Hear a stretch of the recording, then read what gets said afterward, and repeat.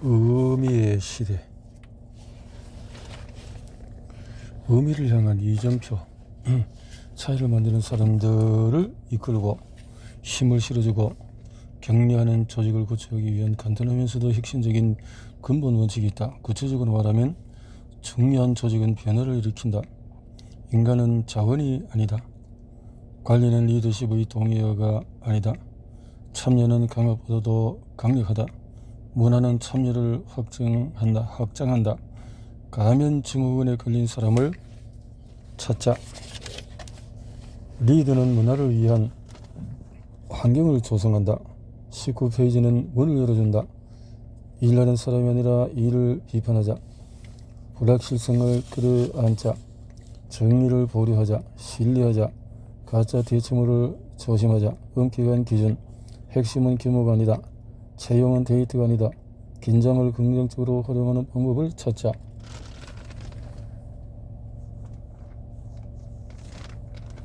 중요한 조직은 변화를 일으킨다. 변화는 일의 핵심이다. 산업주의는 변화를 두려워한다. 의미 있는 조직은 변화를 일으킨다.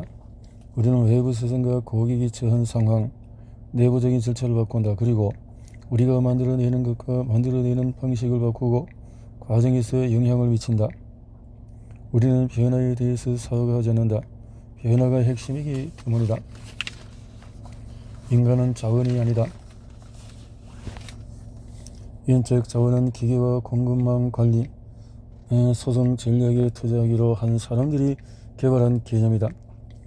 인간은 이용하고 극대화해야 할 기계가 아니다. 인간은 비용을 절감하고 관리해야 할 자원이 아니다. 인간은 인간이다. 인간은 우리의 동료다. 그들이 의미를 향해 나아가는 길을 발견하는 환경을 조성할 때 우리 모두 번영을 누릴 것이다. 관리는 리더십의 동의어가 아니다.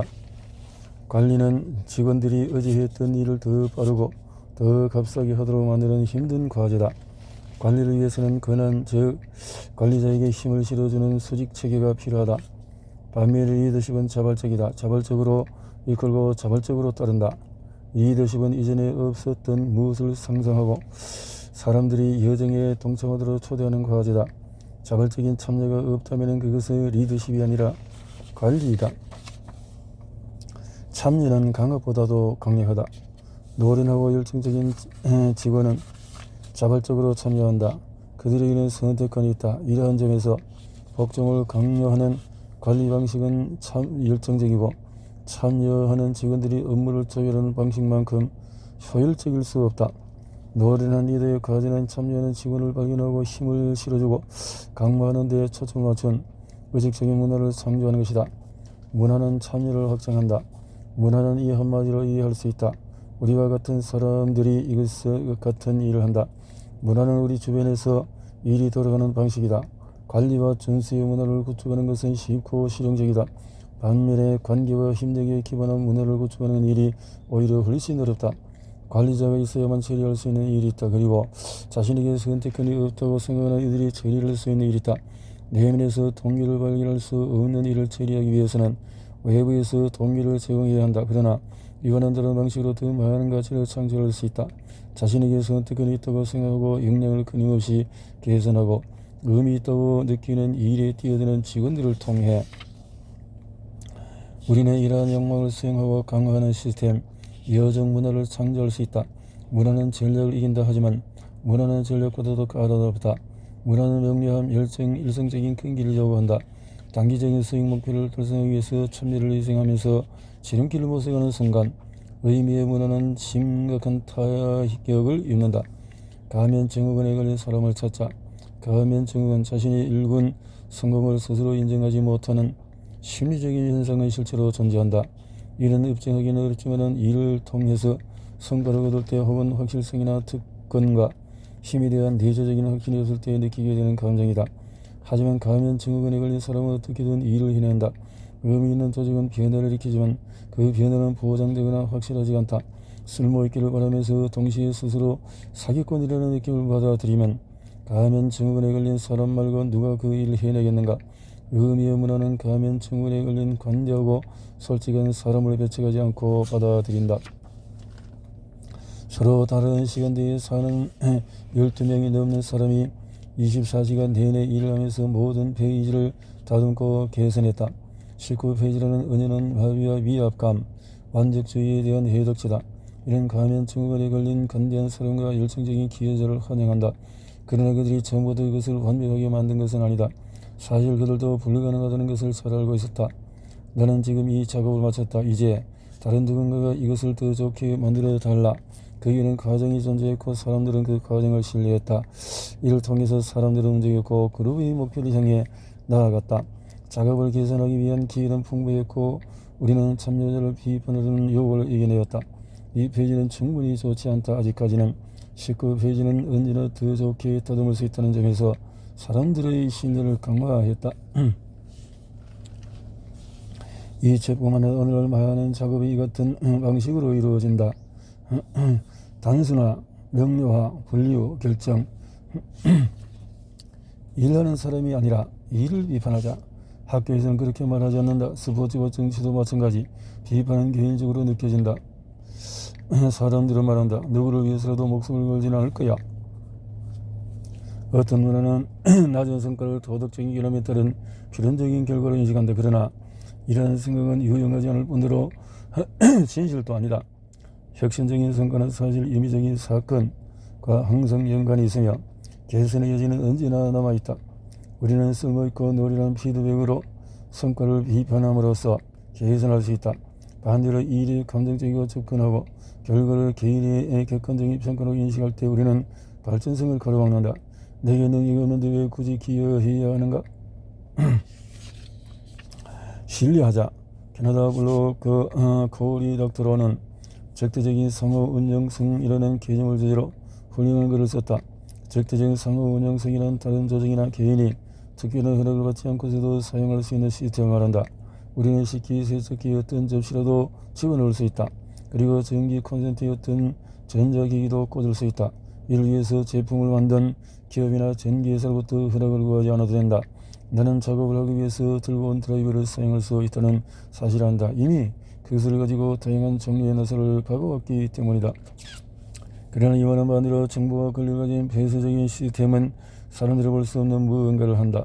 조직이 너무 많은 통제력을 요구하다가 결국 무너질 때까지 그 시스템은 계속된다. 우리는 자신이 가진 소프트웨어를 페이스북에 연동할 수가 없다. 혹은 자신이 가진 터널을 레이저 프린터에 쉽게 사용하지 못한다. 실제로 미국 정부가 AT&T에서 팩스와 모뎀을 비롯하여 그들이 승인하지 않은 다양한 장비를 사람들이 사용하도록 요구할 때까지 전화 시스템은 마비되어 있었다. 또한 우리는 허브티의 공급망이 어떻게 대형 호텔 체인에서 돌아가는지에 대해서도 똑같이 이야기를 적용할 수가 있다. 사람들과 함께 사람들을 위해서 기능하는 시스템을 구축하는 일에는 도덕적인 의무여도 경제적인 동기도 존재한다. 선의와 관계된 기반을 둔 문화는 비밀과 이기심 그리고 권력의 기반을 둔 문화보다도 더 유연하고 더 빨리 움직이고 더 생산적이다. 쌓아두지 말자. 정보화와 또 상호 운영성, 접근 혹은 사랑을 쌓아두지 말자. 이끌고자 한다면 신뢰를 얻어야 한다. 정리를 고려하자. 과도기의 순간에 여기서 저기로 넘어가자 할 때 우리는 미지의 것을 만나게 된다. 미래는 본질적으로 우리가 거기에 도착할 때 깨끗하고 밝은 것이 아니다. 무언가의 이름을 붙일 때 우리는 그것을 대하는 방법을 알게 된다. 그러나 이름을 붙이는 행위는 옳을 때는 유용하지만 틀릴 때 문제가 된다. 게다가 이해하지 못하는 무언가의 존재를 경험하면서 느끼는 경외감을 방해할 수도 있다. 1990년대 초에 인터넷이 세상의 모습을 드러냈을 때 나는 내 팀원들을 돌아보며 이렇게 말했다. 속도가 느리고 비즈니스 모델이 없다는 점 말고는 AOL이나 프로디지와 비슷하군. 그게 뭔지 확실하지만 함께 살펴봐야겠어요. 가짜 대체물을 조심하자. 눈에 보이는 대상을 측정하기는 쉽다. 우리는 새로 나온 전기차의 랩타입이나 기름을 측정할 수 있다. 그리고 측정할 수 있는데 이는 누군가 간호사가 되도록 훈련하는 것보다도 올림픽에 출전하도록 훈련하는 것이 더 쉬운 이유이기도 하다. 스스로 어치로 성과를 평가할 수 있을 때는 논쟁의 여지가 별로 없다. 하지만 쉬운 측정에 의존한다면 정말로 중요한 것들에 관해서 이야기를 나누지 못한다. 과거를 돌아보는 것은 좋은 출발점이지만 우리가 해야 할 일은 미래를 내다보는 것이다. 어지럽고 어두컴컴하고 마술적인 공간을 들여다봐야 한다. 측정하기 쉬운 것은 별로 중요하지 않다.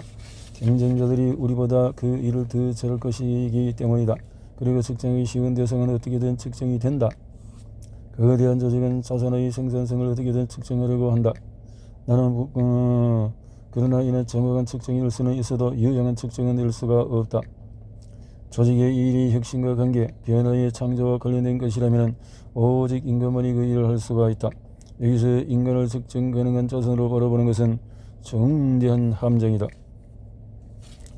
엄격한 기준은 의미 있는 조직은 변화를 만든다. 변화를 만든다.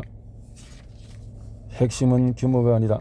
산업시대의 규모의 경제는 대단히 매력적이다. 그러나 공동체와 혁신을 기반으로 있는 조직을 구축하고자 할 때 더 많은 직원을 추가한다고 효율성이 더 높아지는 것은 아니다. 오히려 반대일 수가 있다. 목표는 더 큰 것이 아니라 더 잘하는 것이다. 채용은 데이트가 아니다. 채용 과정에서 사람들은 자신과 배경이 비슷하거나 심지어 외모가 비슷한 사람을 선택한다. 때문에 채용 과정은 효율성을 잃어버리고 많은 시간을 잡아먹으며 가능성과 유동성을 가로막는 장벽이 되고 만다. 채용에서 그렇군요. 특정한 전통적인 자질을 갖춘 효율적인 톱니를 채용하고자 한다면 우리는 다양성과 열정, 팀워크를 포기해야 한다. 그러나 이런 방식은 수직체계를 고수하고 유동성을 제한함으로써 우리의 의무에 큰 피해를 입힐 것이다. 앞으로 나아가기 위한 핵심 단계는 상호 신뢰의 길을 발견하는 것이다. 현실을 직시하고 뛰어들자. 긴장을 긍정적으로 활용하는 방법을 찾자. 그들이 봉투를 열려고 하자 청중은 숨을 죽인다. 모두가 누가 승자인지 알고 싶어한다. 긴장은 우리를 감싸고 우리는 긴장이 해소되기를 초조히 기다린다. 운 좋게도 뉴욕에 있는 기후 박물관을 방문해 본 적이 있다면 당신이 했던 마지막 일은 아마도 의원에게 엽서를 보내는 일이었을 것이다. 기후위원회의 현실에 직면하는 것은 긴장을 불러일으킨다. 두려움과 함께 지금 벌어지고 있는 현상에 대한 부정적인 놀라움이 일어난다. 기후에 관한 대부분의 솔직한 논의는 이러한 무력감으로 이어진다. 이제 어떻게 해야 하죠? 그러나 우리가 하던 일이란 게으름을 우리가 하던 대로 하고 시간을 낭비하는 것이었다. 우리는 전화를 걸고 또 하루를 낭비했다. 그러나 긴장은 이런 상황을 바꾸고 있다. 사람들은 엽서를 보내게 하고 긴장은 좋은 것이다. 그리고 핵심이다. 줄이 팽팽해야 또 우리는 그 위에서 걸을 수가 있다. 그리고 우리는 시작한다. 벌들은 기다리지 않는다. 벌들은 역시 마찬가지로 의미를 가능성을 실현하는 풍성한 점진적인 과정이다. 최소의 청정을 위한 최소의 쓸모 있는 변화다. 그리고 다시 한번 인간성과 함께 한다. 인간성과 함께한다. 11장에서 빗자루. 이 말은 당신을 위한 선물이다. 나는 당신을 믿는다. 관리와 리더십. 관리자는 어떻게든 결함을 피하고자 한다. 그들은 생산성을 높이기 위해서 애쓴다. 그리고 표준을 따르며 언젠가 우리는 살아가는 원하는 그 두 가지 모두를 할 것이다. 산업주의는 분명하고 쉽게 측정할 수 있는 목표를 달성하지만 아름다운 조음처럼 만들어내지를 못한다. 우리는 산업주의가 우리에게 주는 선물 때문에 산업주의를 받아들인다. 하지만 그 선물이 우리의 삶의 목적이라는 주장에는 동의할 수가 없다. 인간성이라고 하는 마술이 일어나야 한다. 어쩌면 중요한 것은 노란 벽돌 길이다. 도로시는 늘 슬리퍼를 신고 있었다. 허수아비, 양철, 나무꾼, 겁쟁이, 사자는 행복을 위해서 필요한 모든 것을 이미 지니고 있었다. 그리고 마법사에게는 빗자루가 필요 없었다. 그런데 왜 굳이 위험한 여행을 시작한 걸까? 물론 빗자루를 향한 모험은 맥커피이었다. 이야기를 이끌어나가기 위한 비논리적인 핵심 요소였다. 비논리적인 이야기는 오즈의 마법사는 80년이 흐른 지금도 많이 기억되고 사랑받는 영화로 남았다. 기업의 수익은 도로시가 했던 여행의 핵심이 아니다. 이기적인 이익도 아니다. 그 영화가 사람들의 마음을 사로잡았던 것은 관계와 가능성에 관한 이야기를 들려줬기 때문이다. 그 이야기는 자신보다 큰 존재의 일부가 되고자 하는, 그리고 자신에게 이익이 되지 않아도 남을 돕고자 하는 우리의 욕망을 그려내었다. 우리의 경이로움. 어느 날 당신은 올바른 시점에 올바른 장소에 있게 될 것이다. 태어난 지 몇 주 만에 가능성을 향해서 운명을 따르는 무리의 일부러 살아가는 벌들의 생애를 우리는 아마도 온전히 이해하지 못할 것이다. 우리의 역할은 단지 적응하고 흉내내고 복종하는 것이 아니다. 우리의 역할은 엄격한 지시에서 벗어나는 것이다. 기여하고 성장하고 관계를 형성하기 위한 기회를 만들어 준 것에 감사드린다. 끊임없이 이끌어 나가는 것, 그것이야말로 중요한 일이다. 의미는 우리가 얻는 것이 아니라 다른 이들을 위해서 행하는 것이다. 감사합니다. 미안합니다. 우리 문화에서 이 말들은 많은 의미를 담고 있다. 우리는 빚을 지거나 도움을 요청한 모든 이에게 감사하다고 말할 수 있다. 나보다 앞서 있는 창조의 기반을 마련해준 리더와 작가, 기여자들에게 감사한다. 그리고 인종과 성별, 계급, 사회적인 지위로 차별당한 수많은 이들에게 미안함을 전한다. 이를 바로 잡을 수 있는 쉬운 방법은 없지만 우리 문제를 이해하고 상황을 개선함으로써 시작해야 한다. 리처즈는 내게 성정의 노래를 불러줬다. 그 노래는 다시 나를 제클린 프리먼과 그의 놀라운 책으로 이끌어 주었다. 나는 모와 알렉스 헬렌의 리더십 여정으로부터 많은 교훈을 얻었다. 이런 감사드린다. 나의 등등등등의 사람들은 그들이 내게 배운 것보다 나는 4만 명의 아킨보 졸업생들로부터 많은 것을 배웠다. 내 블로그를 읽고 경험의 질문을 함께 해준 공유자 여러분에게 너그러이 이들에게 또 감사를 드린다. 나는 숫자가 아니다. 정말로 중요한 기술의 백과 사전 부록에서 정말로 중요한 것은 5가지로 자기 통제, 생산성과 지혜, 우리는 경험을 통해 어른이 된다.